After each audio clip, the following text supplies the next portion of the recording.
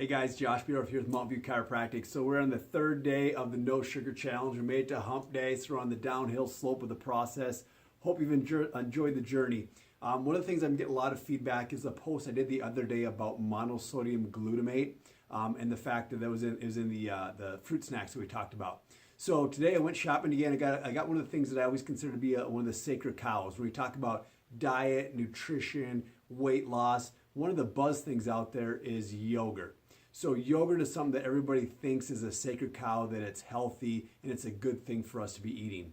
So a couple things I want you to know about dairy. Dairy is very acidic in nature, and it comes from cows that aren't very pure and sufficient, which means they're confined to feedlots where they eat grains, so they're really pro-inflammatory. They're not outside, so there's no vitamin D, and not a lot of calcium in dairy. Anything that's that acidic, your body essentially has to take calcium out of your bones to neutralize the acidic content in the dairy. So a lot of times we think of dairy as something good to prevent osteoporosis, but it does the opposite. It's absolutely pro-inflammatory, and it's not really good for anything. I always say my tagline is that dairy is designed to make little baby cows into big fat cows in a short period of time.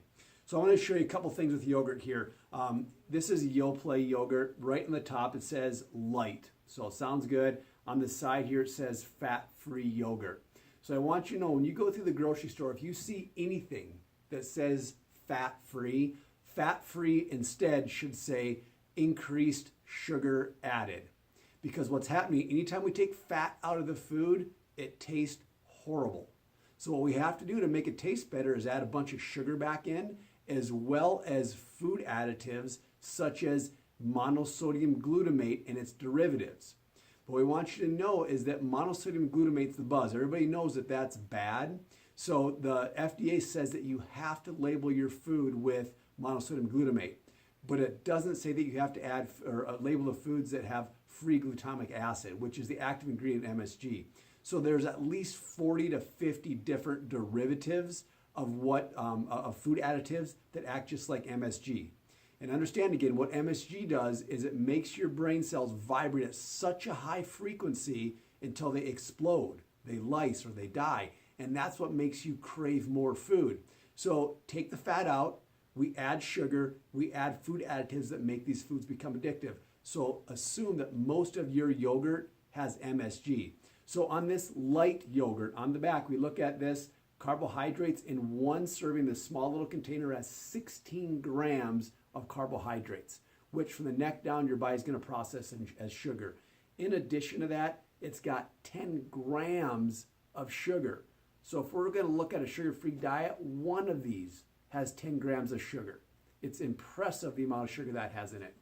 The next one that's kind of the buzz out there right now, I'm not sure why it's the buzz, so I had to go check it out, is Greek yogurt.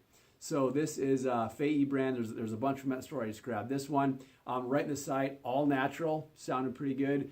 Greek strained yogurt with passion fruit. So it sounds like it's a really good product. Again, we look on the back and check it out. In one serving of this, 14 grams of carbohydrates and 12 grams of added sugar in this little tiny yogurt right here. And on the back again, on the back end here, it's got modified cornstarch, which is MSG, and same thing with the Yoplait. Right in the back of it, modified cornstarch. Both of these are getting a huge blast of sugar and a huge blast of monosodium glutamate derivatives, which is causing these packaged foods to be extremely addictive. So when you go to the store, if you want to make this super easy, if you buy anything that's in a package, crackers, donuts, chips, whatever it is, if it's in a package and it's got a label that looks like this with a whole bunch of words on it, you can be rest assured that over 80% of those is going to have a monosodium glutamate derivative, and 80% of those are going to have increased sugar to all those products. So the real way to know to read a label is that if it has a label on it, it's not food. It's made in a chemical environment by man, and it's an experiment. So all of these things, they can just dial up the amount of carbs, the amount of fat, fake sugars, monosodium glutamate, all these things the food industry is doing to us to make these foods more addictive and to make them look like they're healthy when they're not. So moving forward, when you're looking at food, the 5-day sugar-free challenge, The whole food challenge, everything that we have on there is a one ingredient food. Meat is meat, the apple is an apple, orange is orange, and macadamia nut is a macadamia nut. There's no preservatives in those things.